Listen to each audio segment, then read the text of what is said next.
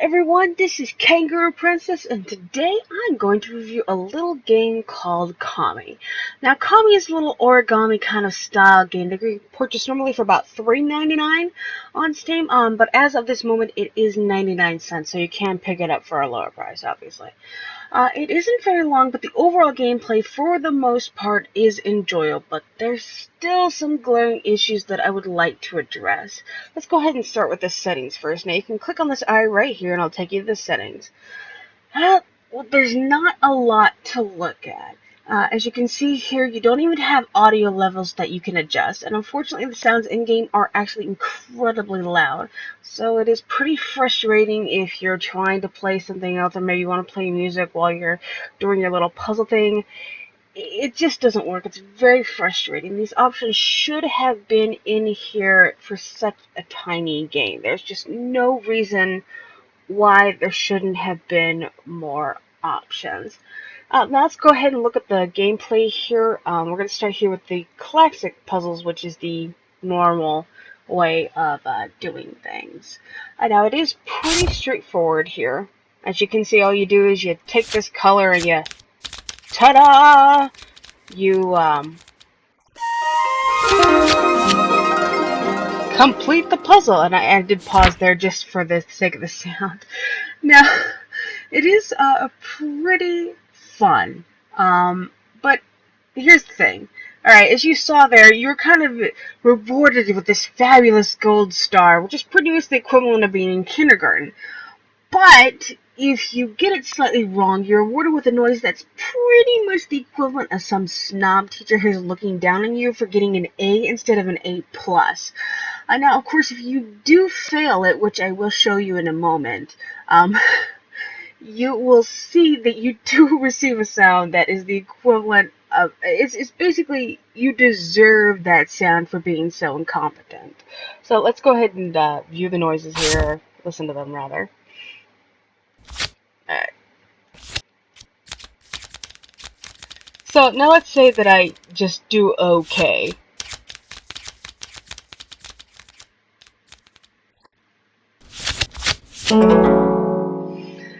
Okay, and let's go ahead and go over the fail here.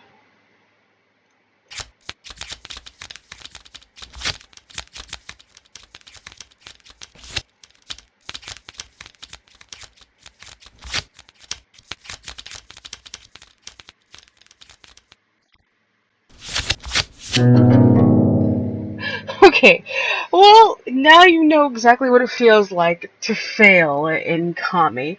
Now, it isn't necessarily a bad thing, but I kind of feel that if you're doing the okay, let's say you get slightly one off and you get an okay, it kind of discourages the player, and I kind of feel that if you're going to do an okay, it should be slightly happier of a sound, but that really isn't my main bitching point, if you will. Now, let's say you're playing the game, you get stuck, you have a more complicated puzzle, which, if you see here on some of the other levels, some of these are pretty complex, so you don't necessarily always know where to start. Well, that's the point of a puzzle game, right? Okay, so going back here, now let's say you get stuck, but you are in luck. Right here you have your hint line. But there is a catch. You only get so many hints per day.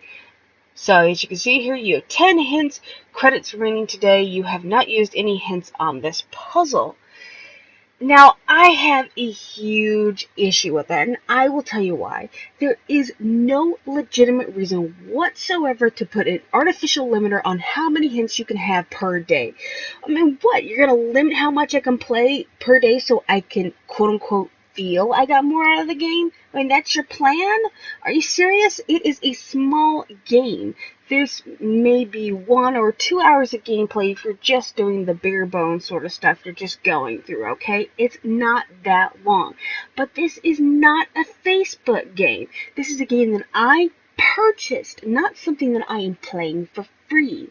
If I want to sit down and play for hours without interruption, if I want to have hints on a game that I purchased and on principle, I should be able to do so because I spent my hard-earned money on it. It wouldn't be so bad if they simply did this whole, X amount of hints per puzzle, or had multiple layers of difficulty, because that would make sense. It would add to the overall experience by challenging you without being anti-consumer. Instead of creating artificial limits, they should have created more puzzles. It would have filled in with the gap for what the players might feel isn't exactly a full experience for the price.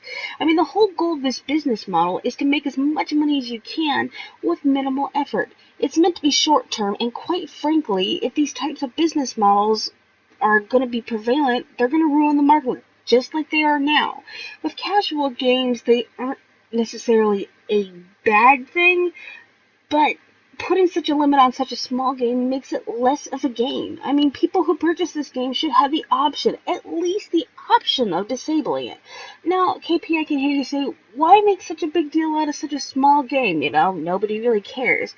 Well, if we don't accept this from AAA companies that are producing all these fabulous titles, then why should we accept this behavior from smaller companies? I mean, that doesn't make it right. You shouldn't do that because it ruins the market. Now, another thing that really, really bothers me here is the concept of having a premium puzzle, okay?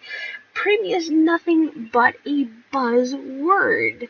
And apparently, if you're on mobile, from what I've heard, it costs you $6 to add this to your collection of puzzles. Okay, $6. I mean, these premium puzzles aren't that great, to be perfectly straight with you. If you want to check out some of these right here, they are a complete eyesore. You can't really tell what's what. Okay, you can click on this, alright? But you can't really tell what's going on. There's no real separation of color. I don't know who designed this, but it's horrible. How can you expect your players to actually play when they can't see what the hell is going on? To be perfectly blunt with you, there's no reason to add more content, charge for it, and call it premium, when just adding a few more puzzles to the base game would have been perfectly fine. And again, this is a fun game, but it is very short. There's not a lot to it. It is definitely fun, and if you're the kind of person that sits down for a couple of minutes, maybe in the morning before you go to work, alright, it can be enjoyable, and maybe the per day hint thing wouldn't bother you so much.